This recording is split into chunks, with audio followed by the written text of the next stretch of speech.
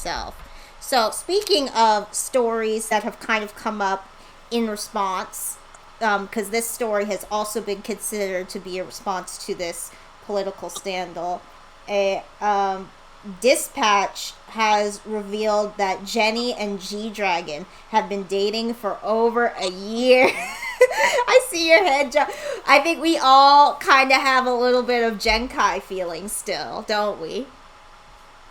No, I don't care about Jennie. No, yeah, me either. I just don't like G-Dragon. I have Genkai feelings. I have Genkai. I don't dislike G Dragon either. I'm just like, for me, it's a totally different thing. It's more about, I think we're going to talk about it later anyway. Yeah. It's more about Dispatch. Yes, I agree. So, yeah, first off, let's, thoughts on you think this is a power couple? Do you think it's true, even? Like, based on what they said? Because, like, pretty much all they showed was him, like, riding around on this little scooter. I think it's true. Yeah. Because the companies. Yeah. The company said we can't say yes or no, and usually when it's a no, they'll be like explicit about that. No, this is a lie. This isn't true. Blah blah blah. So I do believe it. Yeah. My only fault is that G Dragon just isn't to my taste. I'll leave it there. I'll just leave it. I'll leave it there. Yeah. So the real implications of this is that Dispatch has been stalking Jennie for at least over a year now, following pretty much, which is ridiculous, her every move. The way they've tracked her, they're like, every day she does this, this, this, and this, like a list of her day. And then they even had quotes from her mom, which I don't think she was officially interviewed, so it doesn't really, they had to have been stalking the mom too in order to hear that from her. Yeah, it's too weird. I thought someone said the mom was fine with the relationship. Like, they talked to someone close to Jennie, but not her mom. Damn. And they said her mom is cool with the relationship too. So it was someone in YG, is my opinion or belief. Yeah. Yeah, when they said close to Jennie, though, like, this is why she's always so fucking sad all the time. She doesn't know who to trust. That's awful. Yeah. Well, I think that's part of being a celebrity there, and celebrity anywhere really, and that's really difficult. Like, I'm not built for that. I think most people are not built for that. Like, no, you have to adapt to some different sort of unhuman mindset, because that's insane. I mean, when I also read the article and I was like, this is creepy. Like, they were like, well, she does this and she does. I'm like, so you've been following her every move? It's super weird. I think Dispatch are weirdos, personally. Yeah, I don't think anyone really supports Dispatch, Korea Boo, or all K-pop at this point. They're just kind of rumor mills. Yes. There's some weirdos. And what stuck out to me, because recently in the States, we've been having a reckoning about the way we treated Britney Spears, particularly the paparazzi attention she got.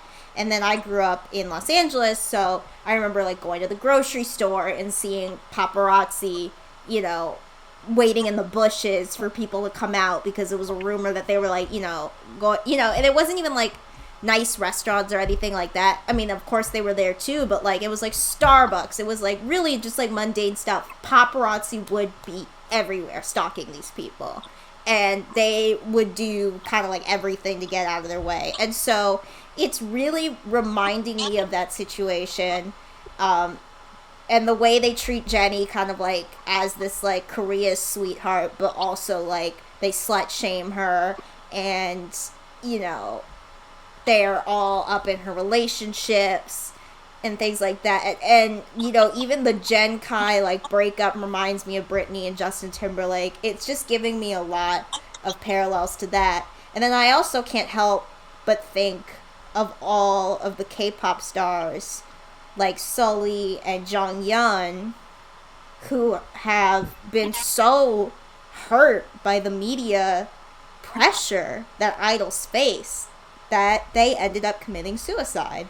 And I see the mental health effects of this kind of treatment, and it really scares me for her. Yeah. And I think that's one of, like, the most important things. Like, we talked about hiatuses last week, and that's why I'm like, they need those. They need to take as long as like I'm not going to pressure an idol who's taking a hiatus to come back. Of course we miss them. Of course we want the best for them. Mhm. Of course we want them to be healthy, but they need their time in order to get there. Mm-hmm. Yep. Facts. Yeah.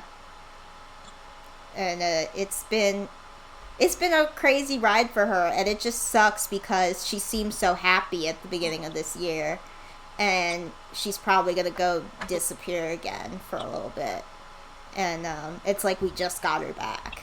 It's very upsetting. Yeah. But you know, she'll probably you take all the time you need, Jennie. We love you. We're here for you, and that's literally the struggle with any artist like that. Like Jungkook's my bias. That man hates social media. He really does. This man could sneeze and they're like, Jungkook spreads his germs and gets 10 people hurt. They all have coughs. Like, it's insane how, like, even, like, his small little fender bender last year became such a major thing, and headlines were like, BTS's Jungkook in car accident. Like, they made it seem like it was so huge, and they were like, it was his fault, and I was like... And then the misogyny makes it about, like, 10 times worse for people like Jennie. And, it's just... It's reminding me very much of early 2000s American celebrity culture. Which was toxic. Which was very toxic. And it's definitely concerning me. And yeah, you can just see the way that women idols are being treated and the scrutiny that they're under. Everyone's under a lot of scrutiny, obviously, but the way the scrutiny that women idols are under is just like another extra layer of pressure, and I think that's an important thing to remember. Of course. Mm-hmm.